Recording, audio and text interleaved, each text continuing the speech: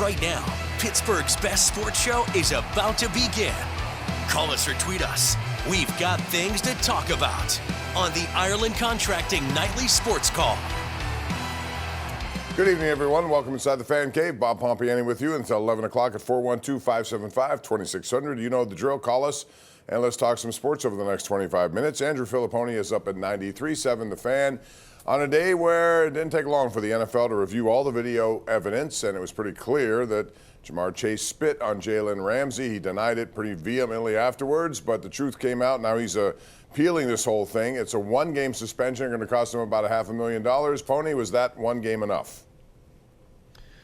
I would have made it 2 for the lying on top of the spitting. I think spitting is a one-game suspension. We saw that with Jalen Carter where he missed that entire game, week 1 against Dallas. They're doing their job. They're on the field.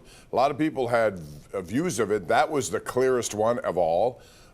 They should be, again, players get all the support because he's Ja'Marr Chase. Okay, your team stinks. It doesn't matter that photographer or that crew found out that that's what it was. All they did was post it, and you can see what it was. It's a ridiculous concept to think you'd be mad at them and not mad at your star receiver. I agree. I agree. I'm sorry to interrupt you, but this thought just popped into my head. I haven't done my research. If that is the Bengals TV station, because we all know, like KDKA has a relationship, you guys air their games. Each team is, not every team is, some are more sensitive than others. So I would be very interested in finding out if that's the Bengals TV station, because my guess is if they are, that the Bengals are probably not thrilled with their relationship right now with their local TV station over this, because he's going to miss that game against the Patriots now, and they had basically no chance to begin with, and now they have less than no chance in that game. Well, they can blame themselves and their ridiculous front office for doing nothing for their defense, which overall this year has been terrible, although yesterday the Steelers got 20 points against that defense, and that was it. But they won the game, big defensive plays. But your take on that yesterday, I thought it was a good win for the Steelers, but they also have a quarterback situation on their hands. And I posed a question today on my Twitter site about if Aaron Rodgers is healthy, who would you want to be your starting quarterback, at least for this week? 67% went with Rodgers, but a pretty hefty percent went with Mason Rudolph. I think there's no question if he's healthy and deemed ready to play, then Mike Tomlin will play him. He wants to play for good reason because of his relationship with the Bears, let's call it that. But at the other side of this is that I think Mason Rudolph looked pretty good yesterday, and if we see Aaron Rodgers continue to have issues with not producing the kind of throws he's been producing or getting happy feet like we saw in the Chargers game, at some point you might have to make a move regardless of the left wrist. Well, I agree with what you said. I don't think Mike Tomlin would do that. I think that Aaron Rodgers, part of the sales pitch to him coming here was that this was going to be his team for this year. And, Aaron Rodgers has said, don't ride the roller coaster, don't ride the wave here. If Mike Tomlin, after a couple bad games, went to Mason Rudolph, even though I agree with you, I think Mason Rudolph, to me, I don't see a big drop-off between the two right now. I thought the offense performed better with Mason Rudolph in the game than it did Aaron Rodgers, and they both played the same amount of football. They both had a half. And I would say Mason Rudolph was the superior of the two quarterbacks. Now, I think for Sunday, I'd rather have Aaron Rodgers. I totally agree with that. But I'm just saying, over the last 6 quarters, he hasn't looked the way he looked in the first 5 games or so of this season, 6 games of this season. I agree. And I think that is, somewhat of a concern. But yes, if he, he's going to want to play. My thing is if he gets under center, though, and if his left wrist is compromised, then you can see center quarterback fumble exchanges or things of that nature. And I think that's something, when you think back to training camp, Will Howard had an injury under center. So that's one of those things you got to just monitor as the week goes on. I'm sure Mike Tomlin will talk more about it tomorrow at his press conference. You can see it right here at noon on KDKA+. We'll take a break. Open up the phone lines for you at 412-575-2600. Call us. Let us hear what you have to say about that. State of the Steelers. Penguins return home from a successful trip out to Sweden. We'll get into all of that and more next right here on the Ireland Contracting Nightly Sports Call.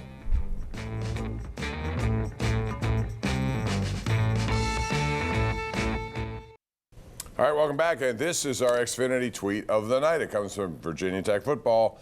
Hokie Nation, here you go. James Franklin has a new job. That means it lessens the burden on Penn State for paying off that $54 million we'd heard about. Now it's It looks like it's going to be around 9 or 10 million, and so that's good for them. But at the same time, I think this is good for Virginia Tech. I think James Franklin is a great recruiter. Many of his recruits came from that area. I think it's also advantageous for him to be in the ACC rather than the Big Ten. That place is a good place to watch football. People come out there. They have a rabid following down there. They haven't had a lot of success recently, but I think his recruiting, what he could offer there, the expectation level is not where Penn State is right now, Pony. So I think it'll get off to a good start in the Franklin regime. Well, I think the expectation is going to be for him to get them to the college football playoff.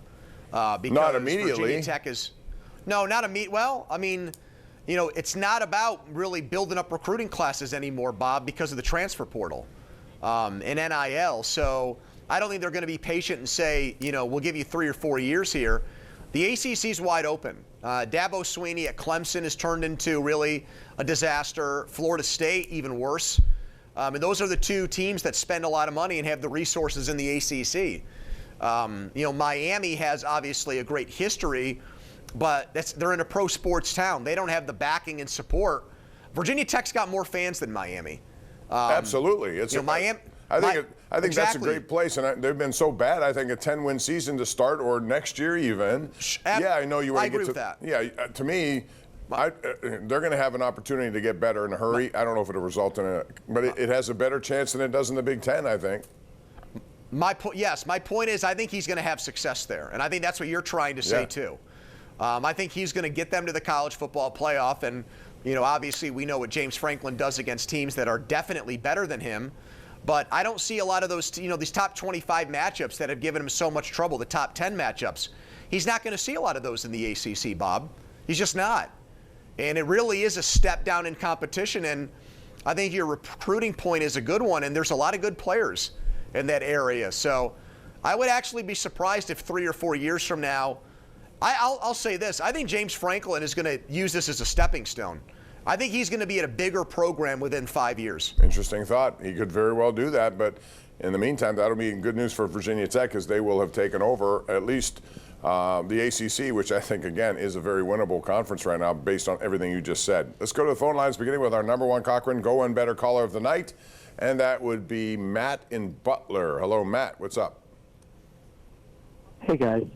Hey, watching the game not only the last 2 weeks, but even prior, when we played Indianapolis, we had 6 turnovers, and we're still winning by 7 points.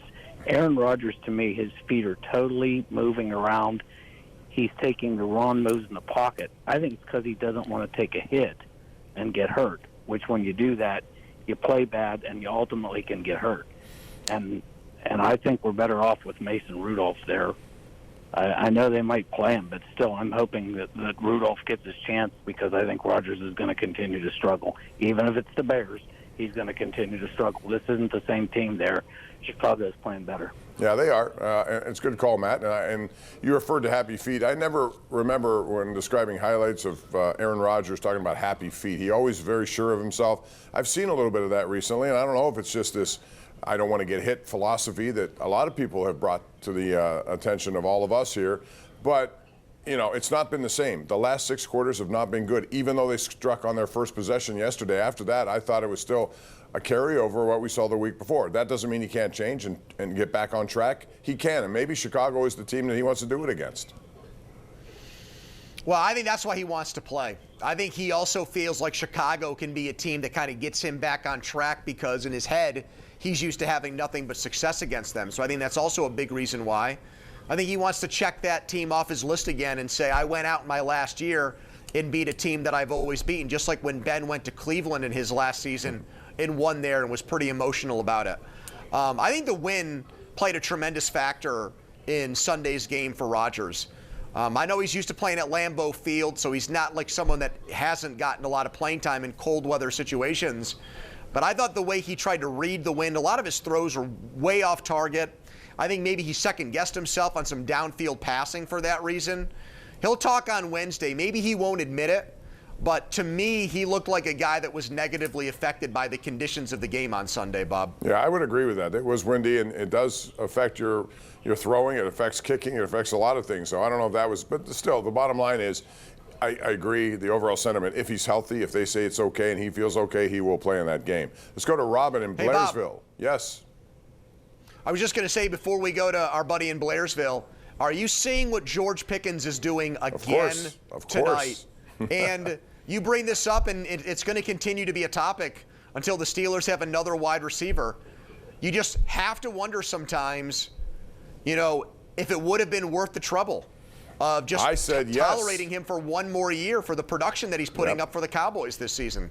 I mean, to me, it was an obvious call. I mean, these coaches are supposed to extract the best out of these guys, cater game plans to the talent that you have. And maybe it was never going to work because they are, Arthur Smith loves tight ends, and maybe he wasn't going to utilize those. But I think you have to widen your playbook in that case. If you have Metcalf and you have Pickens, and this is what I thought at the beginning, that he has no choice, George Pickens, to put up a good year, put up, shut up, and just do your job. And he's doing that down there, even though CeeDee Lamb is opposite of him.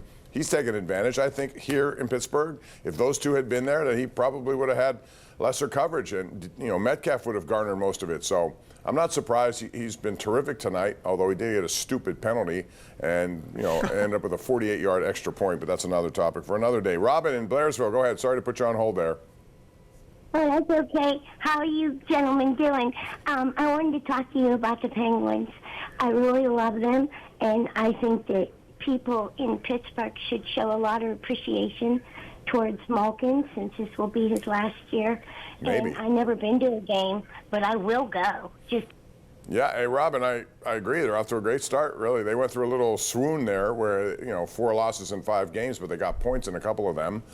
I thought that was a very good trip over to Sweden. Even the game they lost, they played a good game until the very end, gave up the equalizer, lost in overtime, but then they came right back with a shutout and made life easy on Sergei Miroshov. So I still like what I've seen. Now they're off until Friday. They play back-to-back games Friday, Saturday, but pretty good start.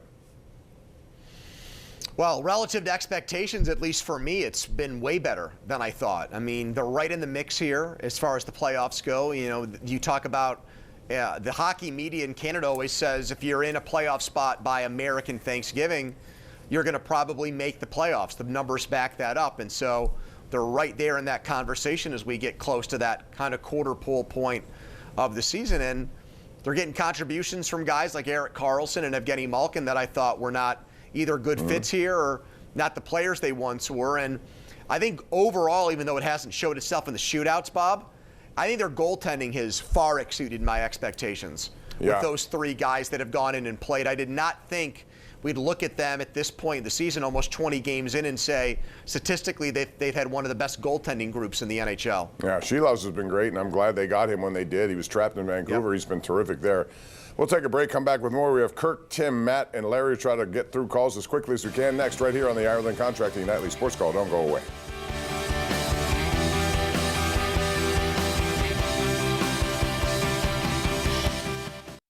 Bob Pompeani, Andrew Fillipponi with you tonight. We're joined right now by Matt in Indiana, who's our next caller.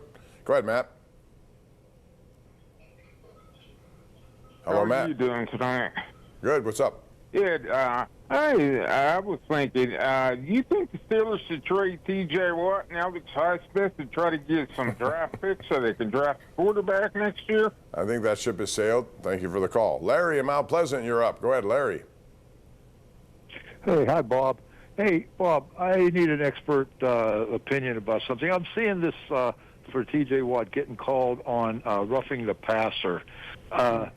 You turn on the next game and you see 2 or 3 guys falling on top of a quarterback. How? And they say the T.J. Watt's penalty is because they're trying to protect the quarterback from excess weight. So tell me the difference between 1 guy and 3 guys. Yeah, there isn't.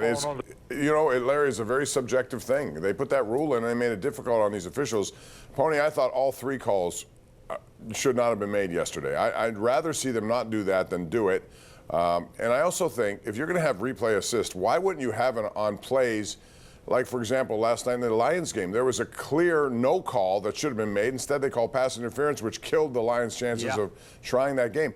If you're going to have replay assist, why not have them say, sorry, pick that flag up, it's not a foul? Yeah. Well, Gene Steratore was all over that one play with T.J. Watt. He didn't think it was a body weight thing either, so give him credit for actually saying it on the air. It is frustrating when you watch a football game. And look, I understand we want to protect quarterbacks, but you got to be able to hit them somehow. And they don't want him to get hit in the head. Okay, so if you're not going to hit him in the head, you should be able to hit him everywhere else, basically. And they're not, in the way they legislate it is, to me, Bob, if a guy's outside the pocket, you can basically run him over if he turns into a runner. So a quarterback's not protected there. I don't get it. I don't get it either. I think it's very inconsistent. Some call it, some don't call it. And if you look at different plays and compare them, it doesn't make a lot of sense. But we're out of time, Pony. Thanks as always. Appreciate it. We'll do it again tomorrow night. Look forward to seeing you then. And also, thank you guys out there for watching and listening. 412-575-2600 is always the hotline. We're always willing to talk to you about anything going on in sports. Call us again tomorrow night and every night right here on the Ireland Contracting Nightly Sports Call. Good night.